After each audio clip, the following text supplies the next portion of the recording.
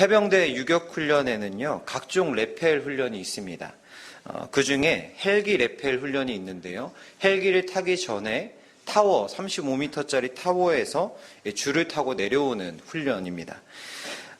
이 훈련을 잘 수행하려면 가장 중요한 포인트는 손에 잡고 있는 그 줄을 잘 놓아야 하는 것입니다. 타이밍에 잘 맞춰서 잡고 있는 줄을 잘 놓아야지만 35m 타워 아래로 잘 내려갈 수 있기 때문이죠. 그런데 이 훈련을 하다 보면 종종 아찔한 상황이 발생하게 됩니다. 훈련병들이 그 줄을 타고 내려오다가 그 아래를 보고 너무나 높은 그 공간에서 놀라서 줄을 꼭 잡고 놓지 않고 그 중간에 대롱대롱 매달리는 경우입니다. 그럴 때마다 교관들은 위에서 소리칩니다. 그 줄을 놓아야 내려갈 수 있다고 소리를 지르죠. 그런데 미숙한 훈련병들은 이 줄을 놓으면 아래로 급격하게 떨어질까 지레 겁을 먹고 줄을 놓지 못해서 오도 가도 못하는 상황에 처하게 되는 것이죠. 오늘 본문에도 놓아야 할 것을 제때 놓지 못해서 위태롭게 매달려 있는 그 훈련병처럼 진퇴양난에 빠진 한 사람이 등장하고 있습니다. 바로 애굽왕 바로입니다. 우리가 본문 이전의 말씀에 보면 모세가 바로에게 출애굽을 요구하는 장면이 있었죠. 그러나 여전히 완악한 바로는 이 두 번째 요청마저 무시하고 있습니다.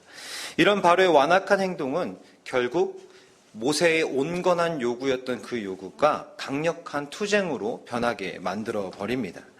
그렇습니다. 지금까지 모세의 행동이 단순히 요청과 요구였다면 오늘 본문에서부터는 출애굽을 위한 일종의 격렬한 투쟁이 시작되는 것을 우리는 보게 됩니다. 완악한 마음으로 하나님의 요구를 끝까지 거부했던 이 바로 앞에 결국 첫째 재앙이라는 하나님의 심판이 시작된 것이죠.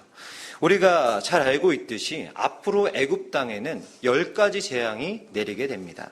이로 인해 많은 애굽 사람들이 고통의 늪에서 허우적거리게 되죠. 그래서 누군가는 선하시고 자비로우신 하나님께서 어찌 죄 없는 애굽 사람들까지 가혹하게 다루시는가라고 반문할지도 모르겠습니다.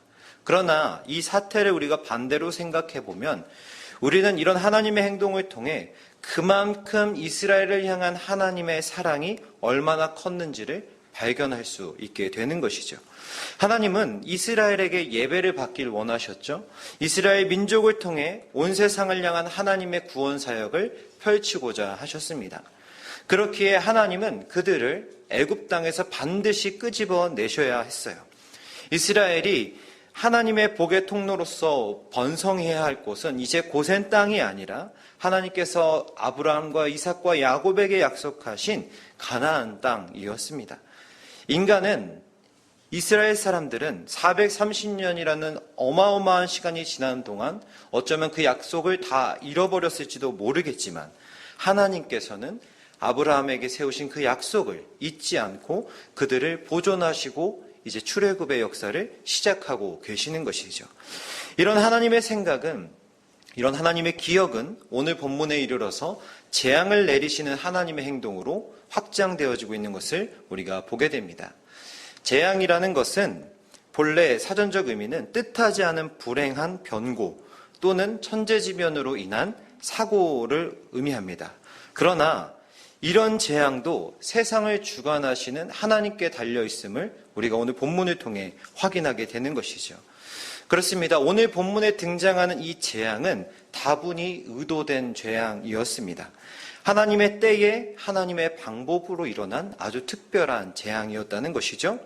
일부 고고학자들은 이 출애굽기의 10가지 재앙들을 단순한 자연현상들로 우연한 일로 치부해 버리려고 합니다. 그러나 물론 10가지 재앙이 나타난 것과 비슷한 일들이 그 당시에도 일어났기 때문에 그런 이야기들을 하는데요. 그러나 자연현상이란 말 그대로 불특정 대상을 향하여 언제 일어날지 모르는 일이 아니겠습니까? 그러나 오늘 우리가 본문에서 살펴보게 될 이 재앙은 애굽 땅에 내려진 10가지 재앙들은 이스라엘과 바로라는 특정한 대상들을 향하여 하나님께서 계획하신 시간과 방법으로 그리고 예고하신 대로 이루어졌다는 것을 우리가 보게 됩니다. 그래서 이 재앙은 단순한 그런 학자들이 이야기하는 것처럼 단순한 자연현상이 아니라 하나님의 사인이요 하나님의 징조라는 것을 우리는 기억해야 된다는 것이죠. 불신자들의 눈에는 모든 일들이 우연일 뿐입니다. 모든 일들이 그저 불현듯 찾아온 불행일지도 모르지만 실은 역사 가운데 깊이 개입하셔서 일하시는 하나님의 메시지가 담겨진 일들이었다는 것을 믿는 자들은 알고 있어야 된다는 것이죠. 오늘 본문에 나타난 재앙은 그 10가지 재앙 중에 첫 번째 재앙입니다. 성경에서는 언제나 첫 번째라는 것은 그 이후의 것들을 대표하는 것을 의미하죠. 이런 뜻에서 나일강이 피로 변한 재앙은 이 첫째 재앙은 굉장히 중요한 재앙이고 또 징조입니다. 오늘 본문은 우리가 읽지는 않았지만 14절에서 이렇게 시작합니다. 바로의 마음이 완강하여 백성 보내기를 거절하는도다. 그렇습니다. 이 재앙의 원인이 무엇입니까? 하나님의 과격함입니까? 하나님의 무자비함입니까? 아니죠. 이 재앙의 원인은 불순종하는 바로의 완강한 마음 때문이었다는 것입니다. 바로의 완강한 마음을 표현하는 단어를 히브리어로 카베드라는 말을 사용하고 있습니다. 이 뜻을 살펴보면 무거운 것으로 어떤 것을 짓누르고 있는 것을 묘사하는 단어입니다. 그의 마음이 도대체 무엇에 짓눌렸기에 하나님께 이토록 불순종하게 되었을까요? 그것은 바로 그의 탐욕과 교만이 그의 마음을 짓눌렀기에 하나님의 말씀에 순종하지 못하게 되었다는 것입니다. 그렇게 완강한 마음이 되었다는 것이죠. 정말 그렇지 않습니까? 그에게 하나님의 말씀이 수차례 들려줬고 후에도 10가지 재앙을 통해 계속 경고의 말씀을 했지만 이미 교만과 탐욕으로 찌그러지고 뒤틀린 그의 마음은 하나님의 말씀이 들어갈 공간이 존재하지 않았다라는 것이죠. 그리고 이런 모습은 비록 비단 바로의 모습만은 아닌 것 같습니다. 어쩌면 우리도 말씀과 기도로 깨어있지 않는다면 우리도 자신도 모르는 사이에 바로와 같은 마음으로 짓눌리고 뒤틀려 버릴지도 모릅니다. 그러니 사랑하는 성도 여러분, 불릴 듯 일어나는 탐욕과 음란함과 또 느슨한 일상 가운데 찾아오는 나태함을 경계하시길 바랍니다. 겸손을 잃어버린 마음에 도둑처럼 찾아오는 교만함을, 시기심을 경계하십시오. 우리가 영적 안일함에 빠져 이런 죄를 반복하지 않도록 우리를 깨우치시는 성령님으로 충만하시기를 축복합니다. 사랑하는 여러분, 우리는 연약하기 때문에 언제 어떤 무게에 짓눌릴지 모릅니다. 그러니 우리가 영적 긴장을 늦추지 않게 되기를 바랍니다. 내 안에 하나님을 향한 마음을, 거룩함을 향한 열망이 더욱더 커지게 되기를 바라요. 그러면 우리는 부드러운 마음을 지킬 수 있습니다. 그리고 그 부드러운 마음이야말로 우리가 하나님의 뜻을 분별하고 품을 수 있는 마음밭이 되게 하는 줄로 믿습니다. 그러나 불행하게도 오늘 본문의 바로는 마음이 완악했죠. 완고했습니다. 이런 신앙의 신비를 알지 못한 바로는 우상 숭배로 인하여 그의 마음이 더욱 단단해져 갔습니다. 굳어져 가고 있었습니다. 15절 말씀해 보시면 그는 아침마다 습관적으로 나일강에 나왔습니다. 바로가 그 나일강에 나왔던 이유는 목욕을 하러 나간 게 아니라요. 자신들이 우상으로 섬겼던 나일강을 관장했던 크눔이라는 우상에게 매일 아침 성실하게 제사하기 위해 나와왔다는 것이죠. 어느 곳이든 물은 굉장히 중요한 자원이죠. 더구나 고대 시대에 문명들이 일어난 곳을 보면 다 강 주변이었습니다. 그렇게 고대 시대의 나일강 같이 큰 강은 그 국가와 문명을 부욕해 했었죠. 그렇기 때문에 젖줄이나 다름없는 강이었을 겁니다. 그만큼 나일강은 이집트인들과 또 그들의 생계와 직결된 자원이었고 나일강의 죽음은 곧 자신들의 죽음이라고 여기게 됐을 겁니다. 그래서 더욱더 그 강을 더 신성시 여겼던 것이죠. 이런 연유로 바로도 아침마다 정성을 다해서 나일강으로 나아가 크눔이란 신에게 제사를 드렸던 것 같습니다. 그리고 하나님께서는 바로 그 시간에 바로가 우상에게 나아가 절하는 그 시간에 하나님의 종들을 그곳으로 보내고 계십니다. 16절의 말씀을 그리고 선포하게 하시죠. 16절의 말씀이 이렇게 기록되어 있습니다. 내 백성을 보내라. 그러면 그들이 광야에서 나를 섬길 것이라. 아멘. 이 말씀에는 하나님의 두 가지 의도가 있습니다. 하나는 이스라엘이 하나님을 섬기는 백성이다 라는 이스라엘 백성의 정체성을 선포하는 것이요, 또 하나는 이 말을 듣고 이 선포를 듣는 바로왕도 네가 섬겨야 할 신이 크눔이라는 신이 아니라 나일강이 아니라 나일강을 창조하신 하나님이라는 사실을 깨닫게 하시기 위해 이 말씀을 전하고 있다는 것이죠. 그렇습니다. 하나님께서는 그분의 계획대로 하나님만이 참 신이요, 하나님만이 이 땅에서 추앙과 경배를 받으시기에 합당하신 분이라는 것을 하나님의 종들을 통해서 선포하고 계십니다. 그러나 그럼에도 불구하고 바로는 불순종합니다. 그 결과 첫째 재앙은 마치 지휘자에 맞춰 음악이 시작되고 흘러가듯이 하나님의 말씀에 따라 온 지역 가운데 점진적으로 퍼져가는 것을 보게 됩니다. 아론이 손을 들어 애굽의 물들과 강과 운하와 모든 못과 호수에 손을 펼치자 그것들이 피로 변하게 됩니다. 이어서 20절에서 모세와 아론이 하나님의 명령대로 지팡이로 나일강을 치니 그 물이 다 붉게 물들어 버렸죠. 나일강은 애굽 땅의 젖줄이었습니다. 생명줄이었습니다. 그런데 그 강이 죽음을 상징하는 피로 물들게 된 것이죠.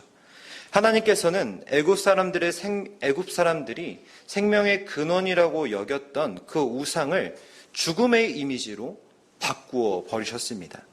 하나님께서는 이를 통해 애굽 신에 대한 하나님의 절대적 우위를 직접적으로 증명하고 계신 것이죠. 이 일로 애굽 사람들은 자신이 신처럼 여겼던 그 나일강이나 자신들의 손으로 만든 크눔이라는 존재들이 진짜가 아니라 가짜임을 알게 됩니다. 깨달을 수밖에 없었을 것입니다. 그렇습니다. 첫째 재앙은 애굽 땅 가운데 환히 드러난 하나님의 거룩한 영적인 징조였습니다.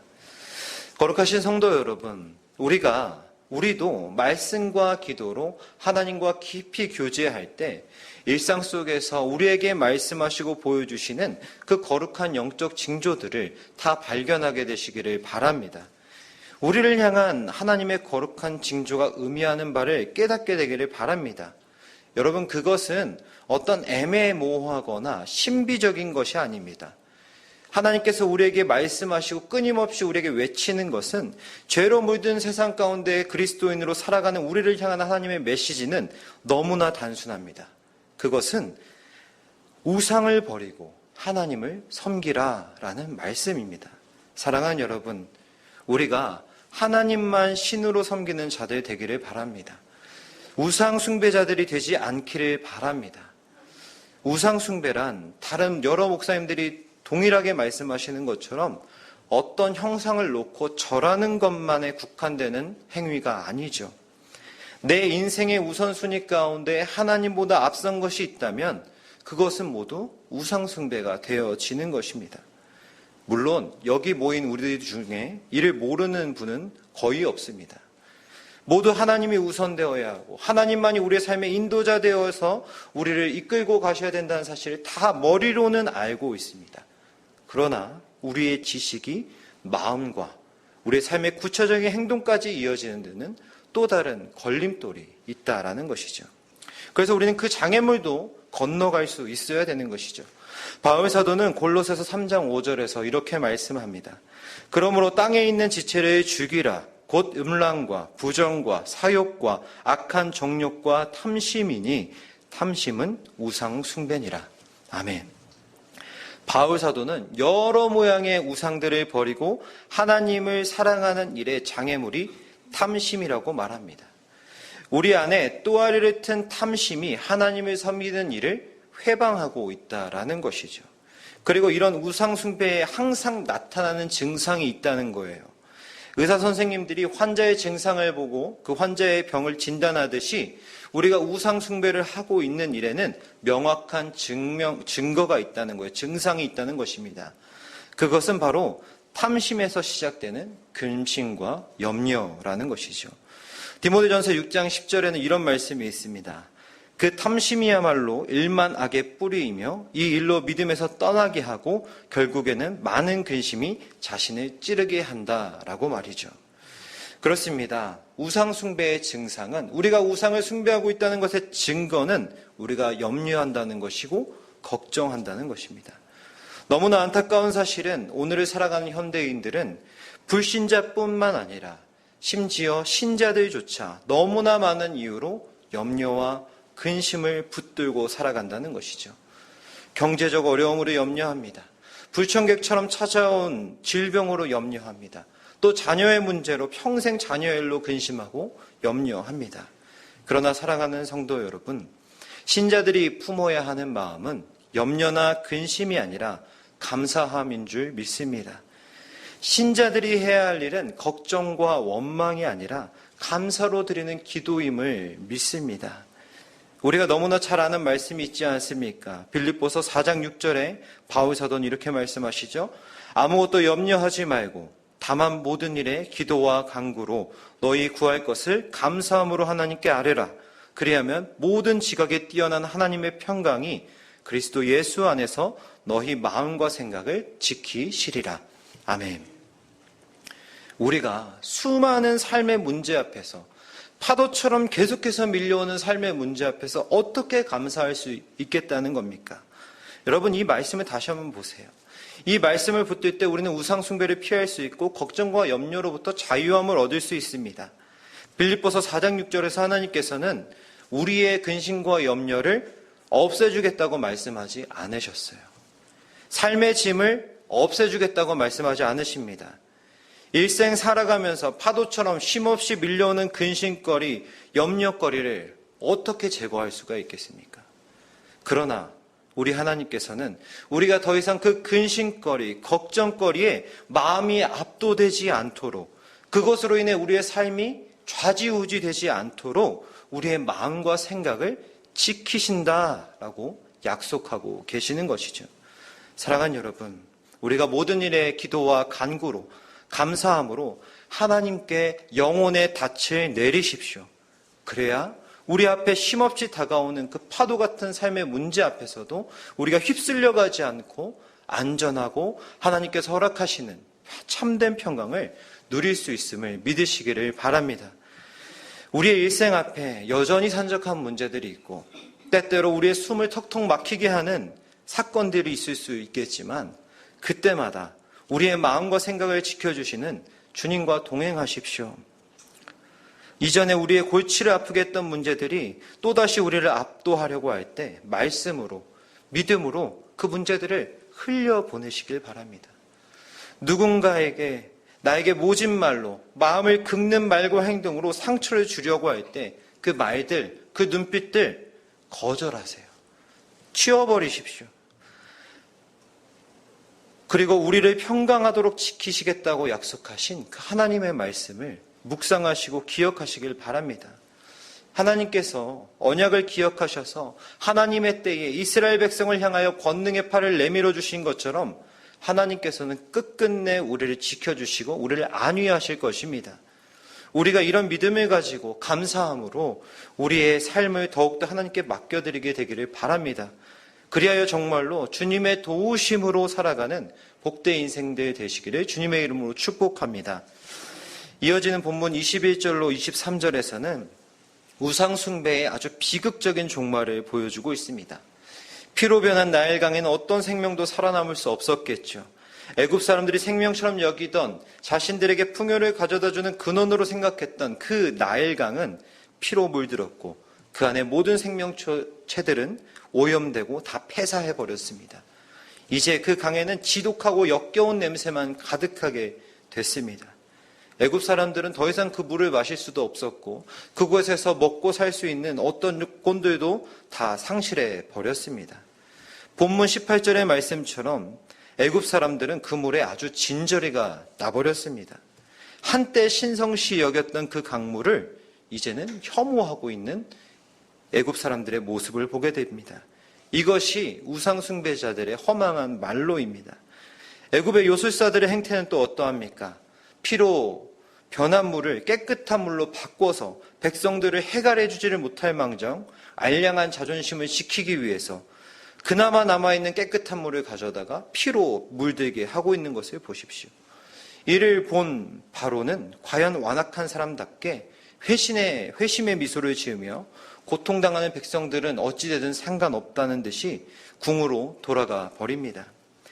이런 악한 바로의 모습은 선하신 하나님과의 모습과 극명하게 대비되는 모습을 우리가 발견하게 됩니다. 우상과 악인은 자기를 추앙하는 이들의 고통 속에서 부르짖고 절규해도 그들의 고통에 무관심합니다. 그러나 우리 하나님은 어떻게든 고통당하는 백성을 애굽에서 건져내시고자 고군분투하고 계시는 것이죠. 우리 하나님은 자기 백성의 작은 신음소리까지 들으셨습니다. 그리고 하나님의 종을 보내셨고 도울 사람들을 보내셨죠. 하나님의 때에 권능의 팔을 드셔서 친히 그 문제 속으로 그 고통의 자리로 들어오신 것입니다. 그리고 하나님의 백성들을 건져내셨고 그들을 구원하셨죠. 그렇습니다. 출애굽의 역사 가운데 계속해서 드러나는 하나님의 행동은 하나님의 사랑인 줄 믿습니다. 그리고 우리가 그 사랑을, 저와 여러분이 그 사랑을 받은 자들임을 잊지 않기를 바랍니다. 세상은 줄 수 없는 평강으로, 세상은 감당하지 못할 능력으로 우리를 안위하시고 보호하시고 끝까지 지키겠다고 약속하신 분이 이스라엘의 하나님이시요 오늘 저희가 믿는 하나님이십니다. 그러니 여러분, 우리가 지금까지 섬겼던 모든 우상들은 내던지시기를 바랍니다. 또한 우상 숭배를 합리화하는 우리의 연약한 마음 또한 내려놓으시길 바랍니다. 그것들은 우리에게 평안을 주지 못합니다. 오히려 올무와 가시가 되거나 오늘 피로 변한 나일강처럼 악취가 나서 더욱 우리를 괴롭게 할 뿐입니다. 마치 레펠 훈련에서 훈련병이 줄을 놓지 못해 위태롭게 대롱대롱 매달려 있는 그런 상태처럼 말입니다. 존귀하신 여러분, 우리가 여호수아의 선포처럼 오직 나와 내 집은 여호와만 섬기겠노라 결단하는 이 시간 되기를 바랍니다. 죄와 우상은 놓아버리고 하나님만 꼭 붙드십시오.